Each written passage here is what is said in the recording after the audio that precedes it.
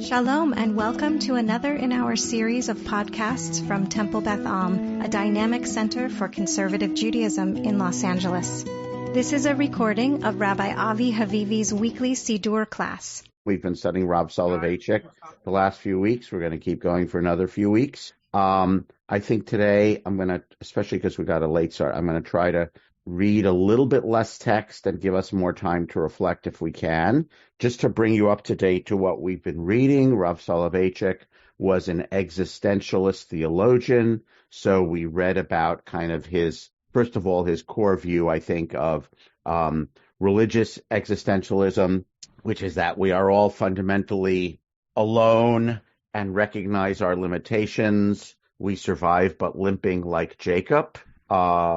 This gives us our sense of tzara, or personal suffering. This is what gets expressed in the middle section of the Amidah, where we realize we're not alone in our tzara, but God says, Imo anochi v'tzara, I am with them in their suffering. So we express basically this stance in the middle section of the Amidah.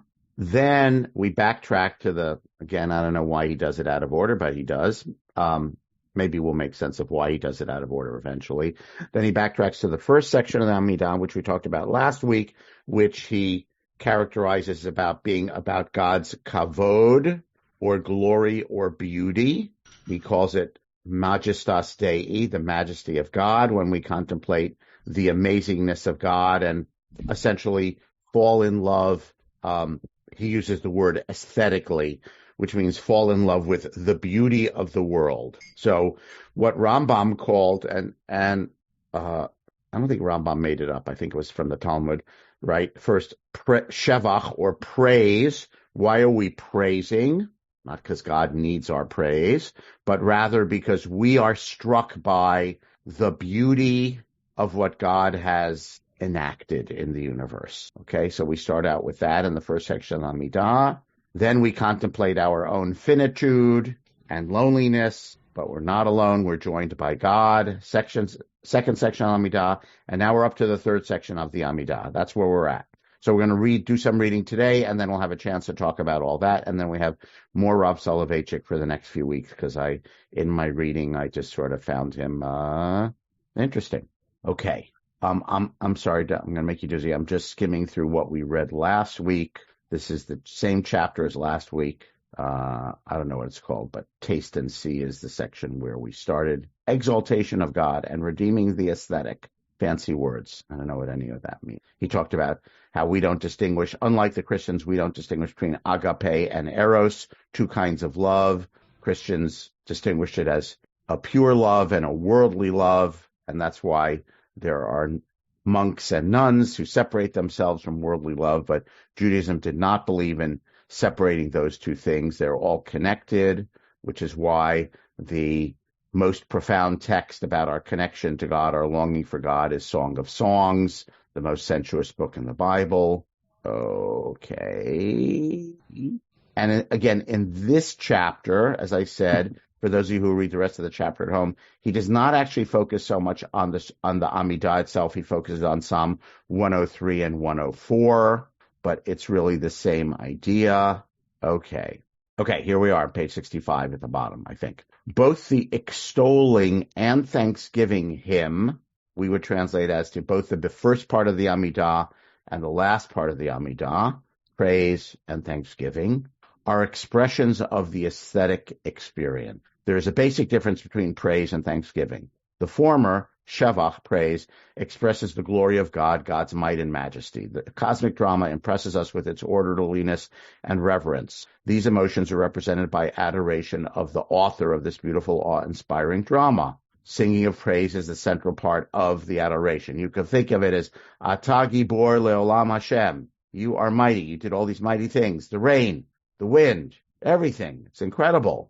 In this form of worship, God is experienced ecstatically as the artist and master whose creation abounds in grace and loveliness. The hymn often expresses what Otto, he was a Christian theologian, Rudolf Otto, called the numinous. The numen means the deity which is beyond comprehension. It's a Latin word. And the numinous is the unknown, the strange, the mysterious that glimmers in the variety of creation in every corner and nook before which we stand. Okay? And what is the peak of that? He says, the top of the next page, Kadosh, Kadosh, Kadosh. Right? God is the ineffable mystery beyond everything. Okay. So that's the first part of the Amidah. So how do we get from there to Thanksgiving? And I think we read this last time, where the asterisk is, God is everywhere and yet nowhere in all. God, meaning God is in everything. Konei hakol. Ha'el hagadol hagibor v'hanora el elyon, right? Ve'oseh hakol. So God is in everything, transcendent, and yet in everything. And we've talked about this, in the past when we talked about Kabbalah.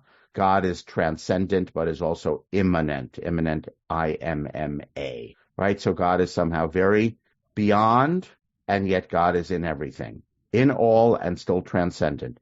You find God in both growth and decay, in creation and destruction.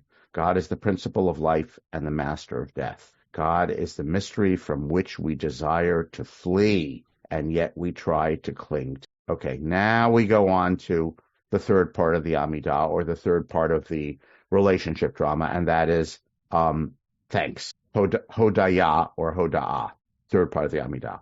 The Thanksgiving service is also an aesthetic performance, yet it differs in a major aspect from the hymn of praise. God in the Thanksgiving hymn, now here's where you got to hang on because we're getting to new material, new thoughts. God in the Thanksgiving hymn is proclaimed primarily as good, as helping, giving, and loving, as charitable, and full of grace and mercy. We declare God's will to be the abode of the ethical and moral law, God's deed a continuing process of realization of God's infinite good. The vision of the kind God engenders a feeling of gratitude and indebtedness that finds expression in a hymn, although I would say it finds expression in modim, right?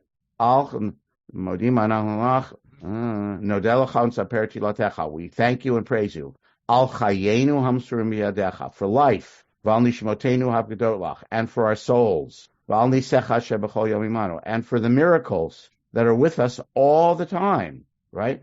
That of the three closing brachot of the Amidah, the middle one, the modim, which ends Baruch Atah Hashem, Hatov Shimcha Uchana El Hodot. Your name, your essence is good, and that's why we thank you, okay? It's about gratitude. So he is saying, at this part, we sing of God's chesed, loving kindness. Good, he's kind of making a jump here, and I'm not sure I actually follow the logic of the jump. Good becomes an aesthetic value. It turns it into beauty, okay? So in the third section of the Amidah, we're saying God is good. He refers to it in Latin as caritas Dei, the charity of God, the kindness of God. In Hebrew, chesed. And this then becomes an aspect of God's beauty. The fact that the moral arc of the universe is long, but it bends towards justice, is beautiful. So beauty here is not just, oh, that tree is beautiful as a work of creative art. But good is also a part of beauty, all right?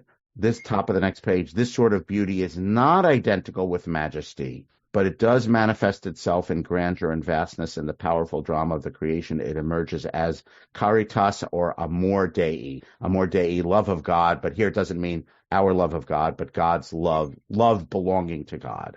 A sentence down here in this big paragraph.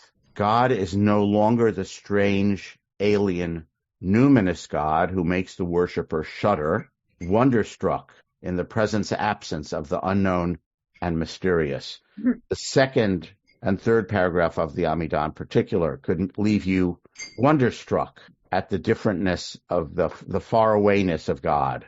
You create everything, you make everything. But this is not our stance in the third section of the Amidah.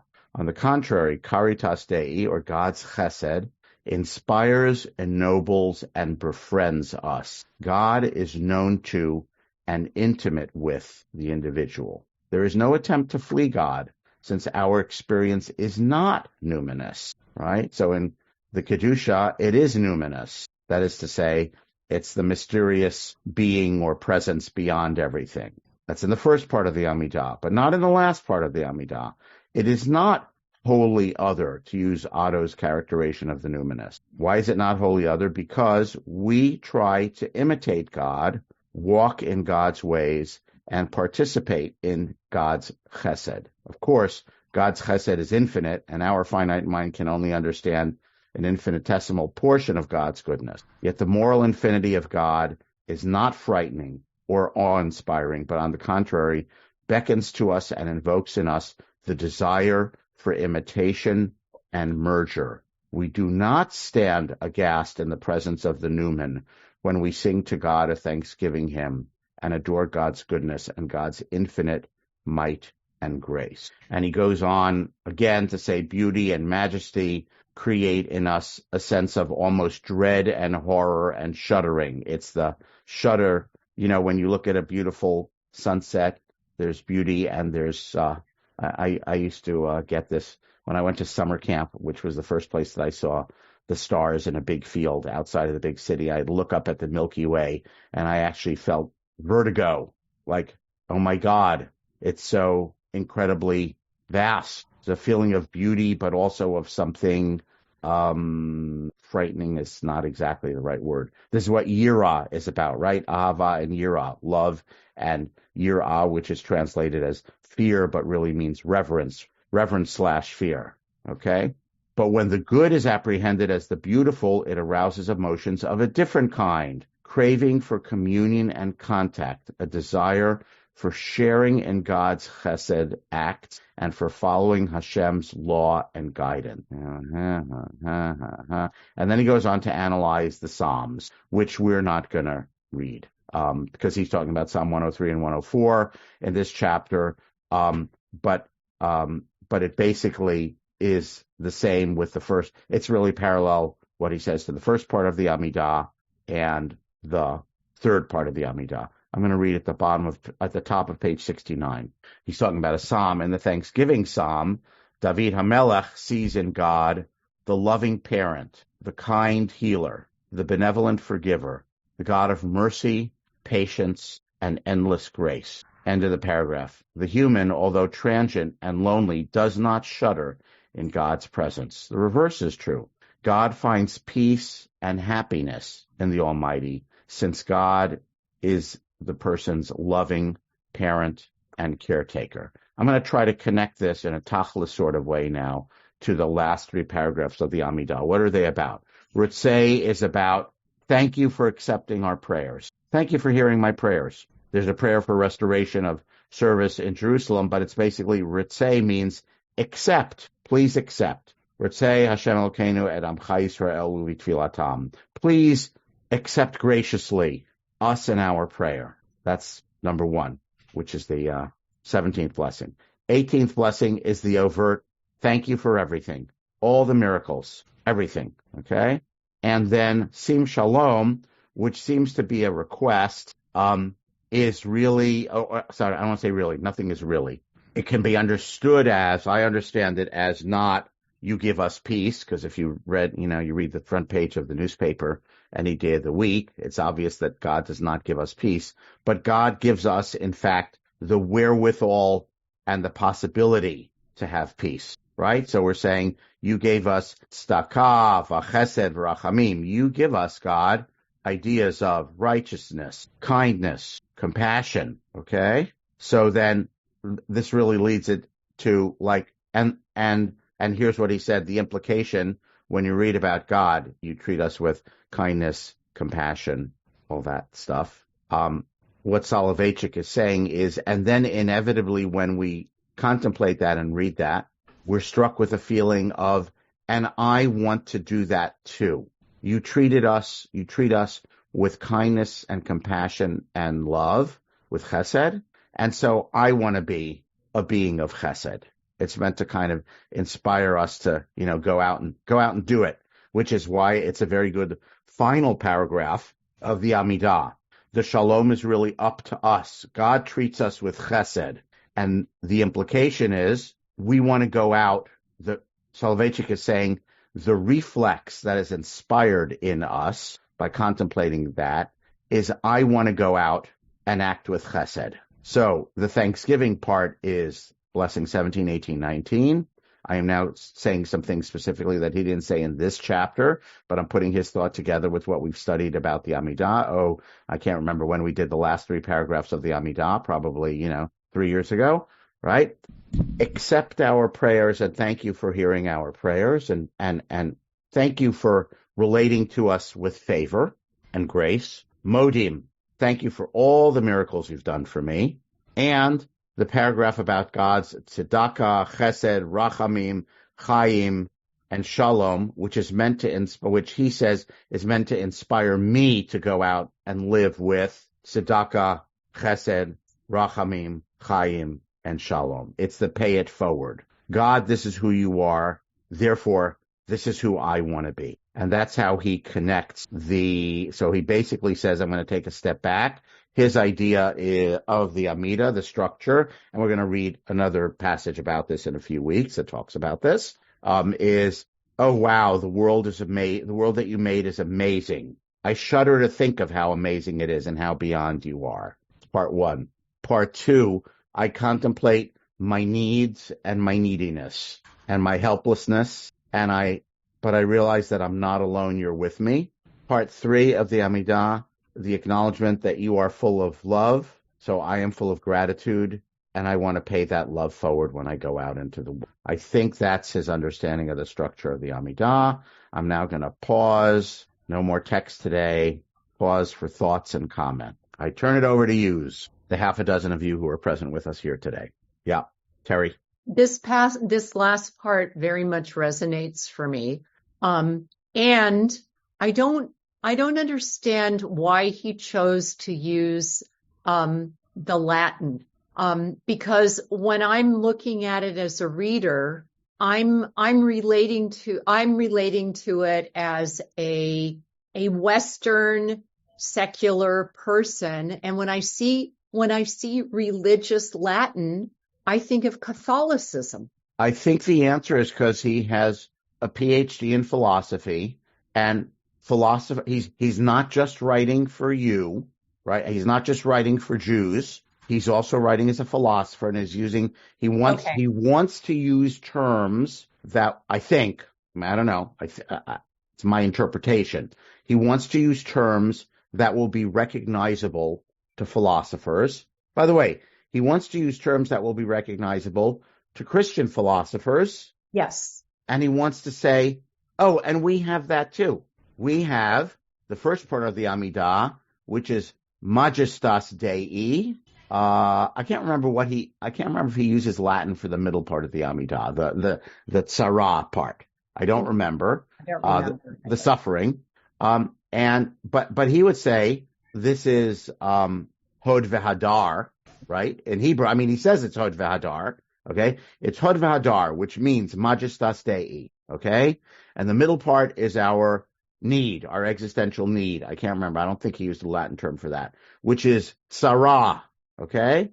And the third part of the Amidah is Caritas Dei, which is Chesed, okay? So he's basically, remember, the Talmud says we do praise. The Talmud imagines it as if we're standing before a sovereign.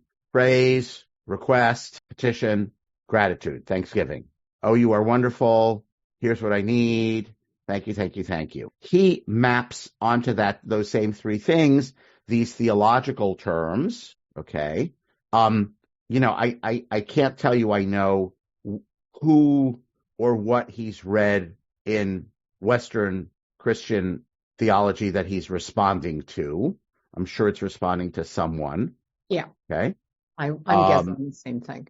But he wants to be able, he doesn't just want to talk to us Jews about Hod V'Hadar and Chesed.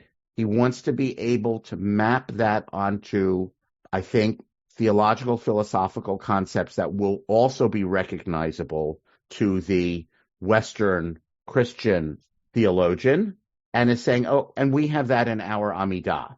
I'm guessing that this is kind of an apologetic and defensive maneuver, Christian theologians who say, we have the caritas Dei, we have the God of kindness. You have the angry, punishing God. Okay. And they say, no. In our main prayer every day, the structure of it is such because these are the ideas we are engaging with. I guess that's my answer, I think. Maybe he's taking it back too. Maybe he's saying we own this, guys. These concepts that that you claim. Correct. Right. Yeah. All right. Yeah. Thank you. Right. Rudolf Otto called it the Numen, right? The unknowable, mysterious deity behind everything. And Soloveitchik is saying, just read Psalm 104, which we read every Rosh Chodesh, okay? Or just say, first blessing of the Shema, Ma Rabu Ma'asecha Hashem, Kulam B'chokhmah Asita, right? How manifold are your works, O God, which you created with wisdom, which is in the first paragraph of the Shema, but is actually a quote from the Psalms, okay? So yeah, he is saying, I think, yes, these ideas are all there in our sources. Okay, Larry, then Carl. Thank you. So first of all, I'm reminded that I feel like when I read Halachic Man, I read every word and understood. Which I just want to tell people is a work by Rav Soleveitchik. Go ahead, Halachic Man. Right. And understood almost nothing. Okay. Struggled with it and just kept going. It's like Soloveitchik and you are talking at a level that it's a different language. It's hard for me to understand what we're getting at. In terms of the Amidah... Wait. But did I not explain? I'm not talking about Halachic Man. I'm talking what we just read. Is there something in what we read or what we've been talking about the last few weeks that I've been unclear about? Because I'm trying to take his language and translate it into simple terms that we can understand. It doesn't mean the concepts are simple. The concepts are very deep and profound. It's not a criticism of your explanation. It's a criticism of my stubborn inability to try to maybe understand some of this at a different level. When I approach the Amidah, and this is a repetition of what you and many others have said, I approach it as, God, you're great. Here's what I want from you. Thanks. That's a crude way of putting it, but and I focus. So when I say, God, you're great, because we are talking about this, my concept of God is perhaps different than some others. I am going to the gratefulness part from the beginning. Okay. And then I get the gratefulness part at the end. Yes. But I also get the gratefulness part in the middle because I would be grateful if I had better sustenance, if I had better health, if I had, all these petitions that we're actually dealing with. But it seems to me that the gratefulness part, which is something that's very important for me, and I'll simply say I recommend to people that they read Arthur Brooks, who publishes in the Atlantic, writes about gratefulness all the time. My gratefulness is at a very immediate and personal level. I try to list the things for which I am actually grateful.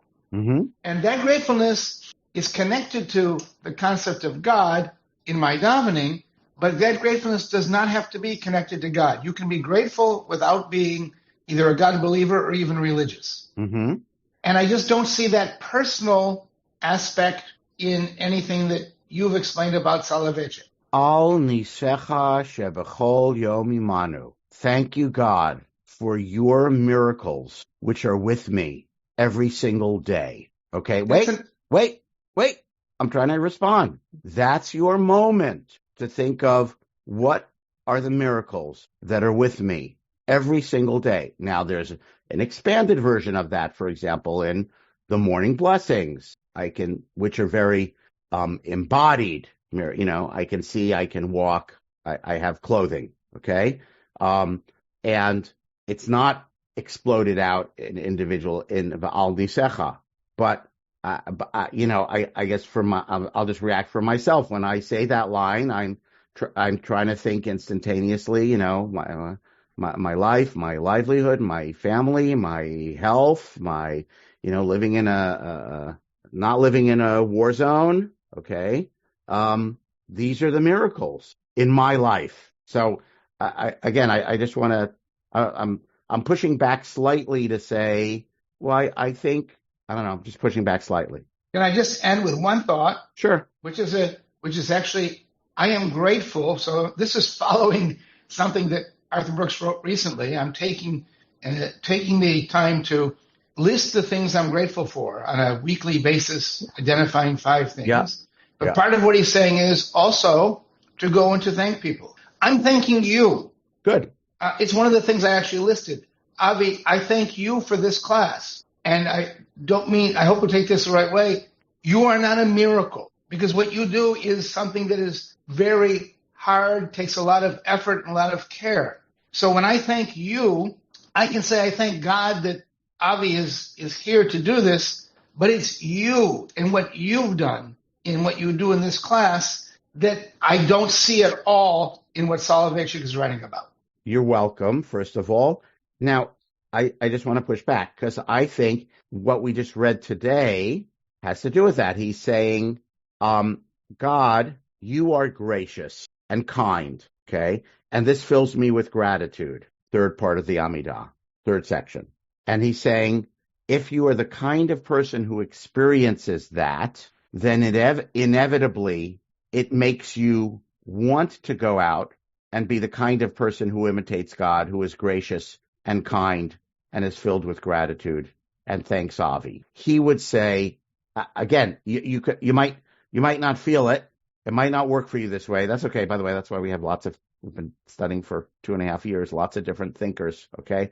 So nothing works for everyone, but I just want to say, I think he is trying to say that because God does nice things for you. That's why you thank Avi, because it turns you, because realizing your blessings helps turn you into a kind of person who wants to say thank you. I think he says that in a dense words. Okay. Again, by the way, I just want to simplify what Rav Soloveitchik says, because he say, like, I don't get it. And I think here's what he says. Here's what he's saying. First part of the Amidah, oh my God, the world is amazing. And this strikes me with love and reverence. Awe and wonder. Awe and wonder. Number 2, I am so needy and alone. Oh, but I'm not alone. There's only one. No one else understands me. No one else is with me in my suffering, but God is with me in my suffering. Section 3, thank you for everything you've done for me. I am now a grateful person. So if I could just put it in plain old words, I think that's what he is saying. He's saying we have section 1, Hod v'Hadar, section 2, Tzara, section 3, Chesed. Those are his Hebrew value terms that are familiar to us that he is mapping onto that same sequence. Okay, Carl, then Bernie. We'll try to squeeze it in. Carl. Okay, I wanted to comment on your insight that the final blessing, Sim Shalom, which I've always read almost as a petitionary prayer. Because it sounds like it. Grant, Sim. Yeah, it's a command form. Up to God. God's going to send us peace, maybe. Right. We're worthy. Right. But turning that around to say, it's a challenge to us to help create circumstances that allow for peace and chesed and all the other good things. That's a good twist, and one I'm going to try to keep in mind and make use of. Because I want to point out to the words in the middle of it, Carl, right? You're right. By the way, you're right in the sense that it sounds petitionary, right? But the middle, Ki be'or panecha natata lanu Hashem Elokeinu. Hashem, through the light of your face, you have granted us Torah Chaim, ve'avat Chesed. You've granted us a Torah, teachings of life, love of kindness. Utzdaka v'rachamim v'chaim v'shalom. You have taught us, right? Righteousness and kindness and peace. So you have taught us all of these things, right? You're right that it then concludes with petition. Yeah,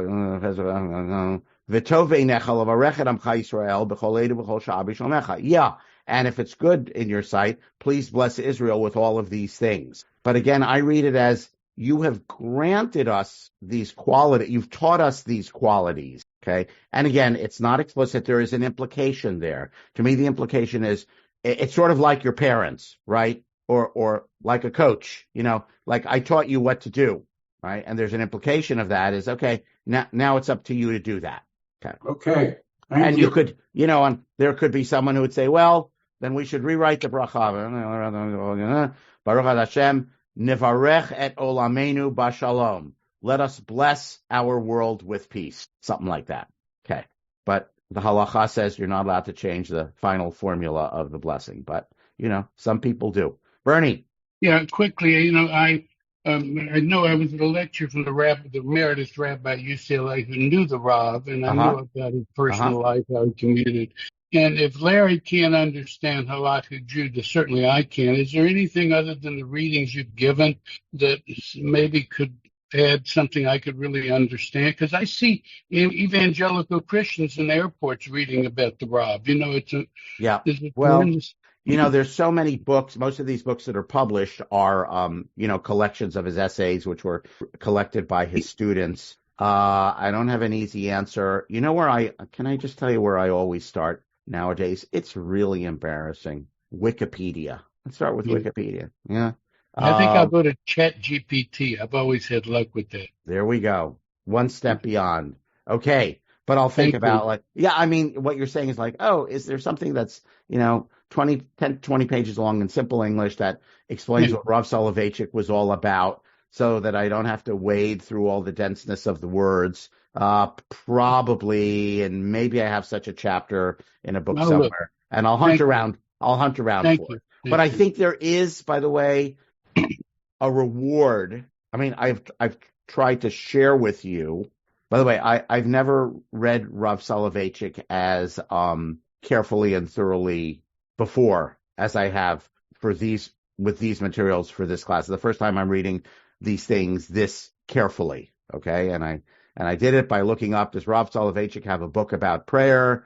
Because we're focused, it's the Siddur class. It's not everything he said, halachic man being halachic, Adam 1 and Adam 2, right? So we wrote a lot of things. So it's like, there's a book about prayer. So I ordered the book, and I'm going through the chapters of the book and trying to share the material with you. So I've never read his stuff as carefully as I have in preparing for this class. But I think and this is why the Soleveitchik portion is going on a pretty long time in our Siddur class.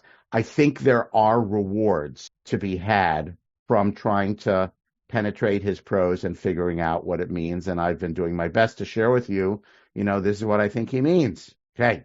Everyone go out, make peace in the world, be Torah, stay healthy, and God willing, we shall resume and meet again next week. You have been listening to another in our series of podcasts from Temple Beth Am, a dynamic center for conservative Judaism in Los Angeles. If you enjoy these podcasts, we invite you to write a review on the Apple Podcast site or wherever you get your podcasts. For more information about Temple Beth Am Los Angeles, go to tbala.org.